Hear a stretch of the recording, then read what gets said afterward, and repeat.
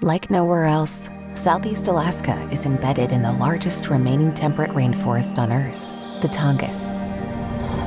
Home to over 10,000 years of indigenous stewardship and present-day ways of life that are intrinsically linked to place. On any given day, the lands and waters are bustling, awake with people, playing, living, connecting, harvesting, and working, day in and day out, to elevate the health, prosperity, and well-being of our families, communities, and the landscape that sustains us. Together, Southeast Alaskans are building an economically, ecologically, and culturally thriving home, and the U.S. Department of Agriculture is by our sides supporting this vision.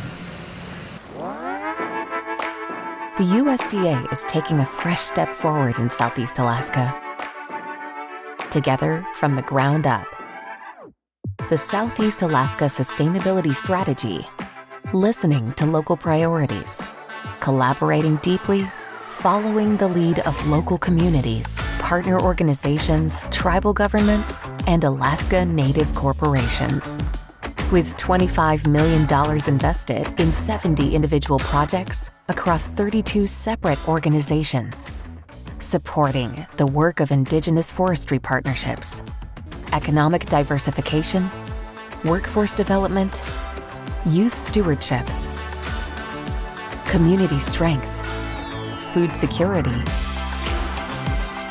cultural revitalization, and so much more.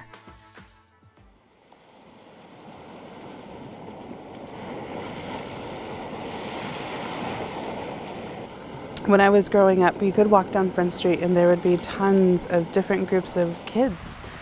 And now there isn't any. I think that the Cross Admiralty opportunity for the students is really great. It's giving them a chance to venture out and explore their island that they live on. But it's also a lot of great knowledge that they could have, whether guiding is something that they choose to do later on in life, or just living off of the land itself, because that's our life, is being out in that environment and knowing how to survive and knowing how to live and just having that opportunity.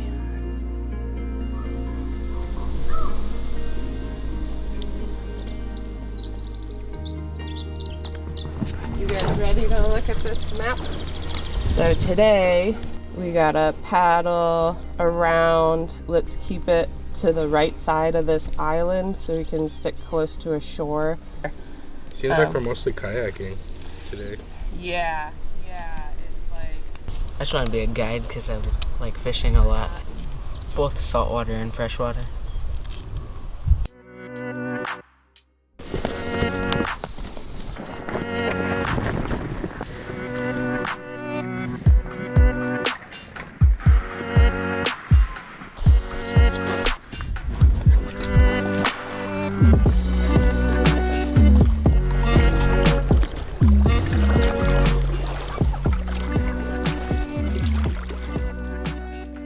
This youth guide program. I just love that they're having this opportunity to explore making a living in their backyard. The idea is we're kind of exploring if this could work as a bear viewing area and provide jobs for Angoon folks.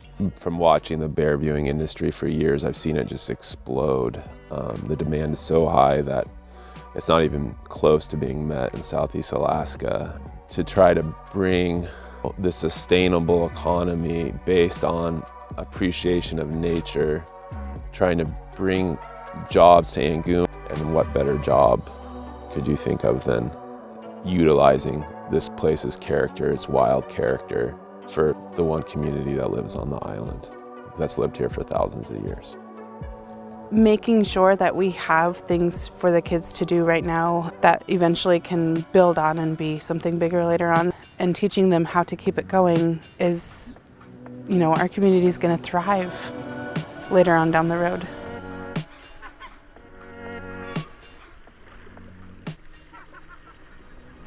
A lot of our programs are about connectivity between, but also supporting all fishermen and people that rely on the resource and taking care of it, and really providing those opportunities and those resources and providing access. So with our Crew Apprentice training program, we have had over 100 applicants about every year.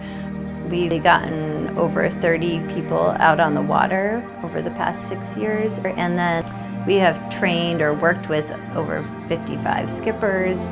Well, thanks to SAS and other funding, we've been able to plan to expand the program to other small rural and indigenous communities in Southeast Alaska. There's a lot of workforce development opportunities, and we hope that just by opening some young folks' eyes to all the options that are out there, that they will want to stay in Southeast Alaska, maybe come back to Southeast Alaska or move here and get involved somehow in the fisheries.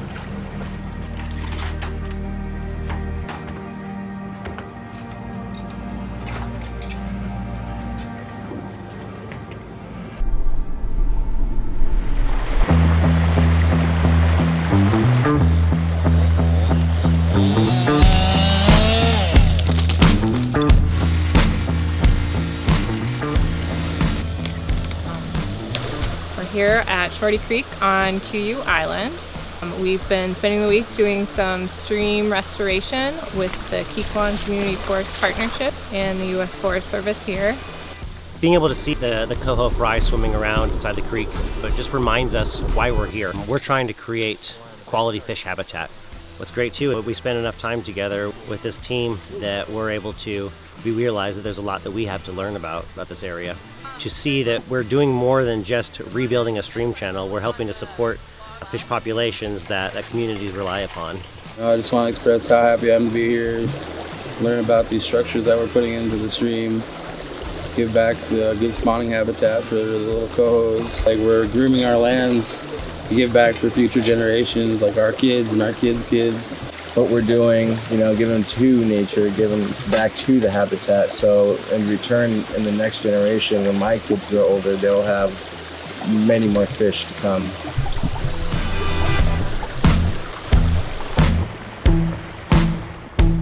A community forest partnership begins with the word community. And that's where it has to begin. It has to address the community's needs, their values, their priorities. The Quogue Indigenous Stewards Forest Partnership was formed around a number of resource concerns based around sockeye salmon in Quogue Lake watershed. And that's where we began our work. The Southeast Alaska Sustainability Strategy was the opportunity to really accelerate what we had going, to get everything up and off the ground. And it is still supporting much of our activities right now. SAS really instilled it, put it on paper to work more integrated within the agency and outside the agency with communities and partners and tribal organizations and meet the needs of all.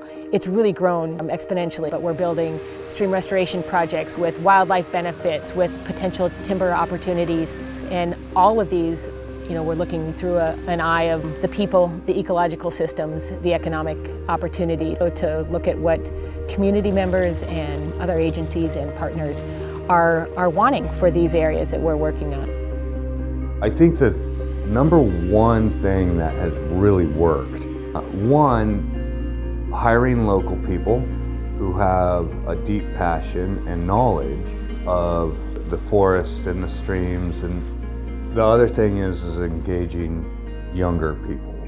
I've always really focused on the Alaska Youth Stewards program on Prince of Wales. We find out what their goals are in life, and we are working to build them careers.